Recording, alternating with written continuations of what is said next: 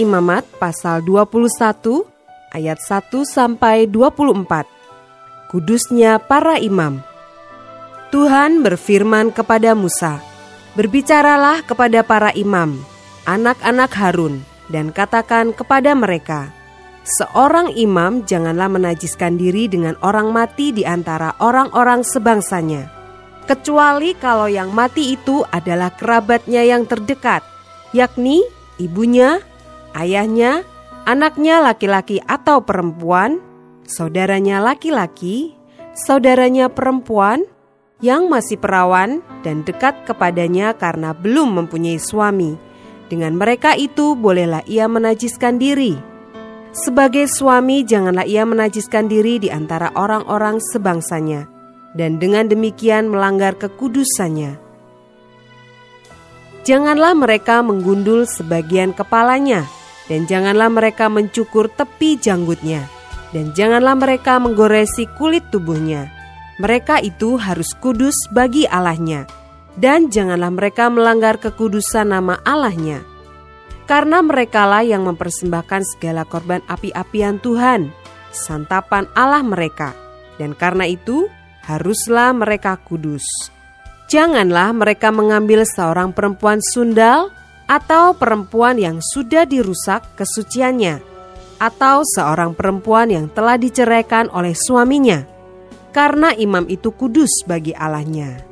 Dan kamu harus menganggap dia kudus, karena dialah yang mempersembahkan santapan Allahmu. Ia harus kudus bagimu, sebab Aku, Tuhan, yang menguduskan kamu adalah kudus. Apabila anak perempuan seorang imam membiarkan kehormatannya dilanggar dengan bersundal, maka ia melanggar kekudusan ayahnya, dan ia harus dibakar dengan api.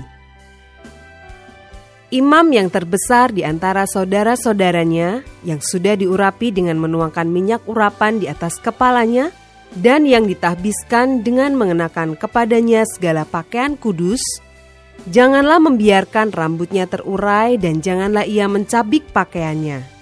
Janganlah ia dekat kepada semua mayat, bahkan janganlah ia menajiskan diri dengan mayat ayahnya atau ibunya. Janganlah ia keluar dari tempat kudus, supaya jangan dilanggarnya kekudusan tempat kudus Allahnya, karena minyak urapan Allahnya yang menandakan bahwa ia telah dikhususkan ada di atas kepalanya. Akulah Tuhan. Ia harus mengambil seorang perempuan yang masih perawan, seorang janda atau perempuan yang telah diceraikan atau yang dirusak kesuciannya, atau perempuan sundal, janganlah diambil, melainkan harus seorang perawan dari antara orang-orang sebangsanya, supaya jangan ia melanggar kekudusan keturunannya di antara orang-orang sebangsanya. Sebab Akulah Tuhan yang menguduskan dia. Tuhan berfirman kepada Musa, "Katakanlah kepada Harun begini, setiap orang dari antara keturunanmu, turun-temurun, yang bercacat badannya, janganlah datang mendekat untuk mempersembahkan santapan Allahnya. Karena setiap orang yang bercacat badannya tidak boleh datang mendekat. Orang buta, orang timpang, orang yang bercacat mukanya, orang yang terlalu panjang anggotanya, orang yang patah kakinya atau tangannya, orang yang berbongkol atau yang kerdil badannya, atau yang bular matanya, orang yang berkedal atau berkurap, atau yang rusak buah pelirnya.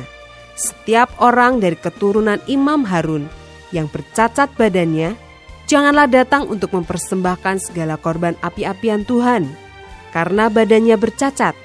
Janganlah ia datang dekat untuk mempersembahkan santapan Allahnya.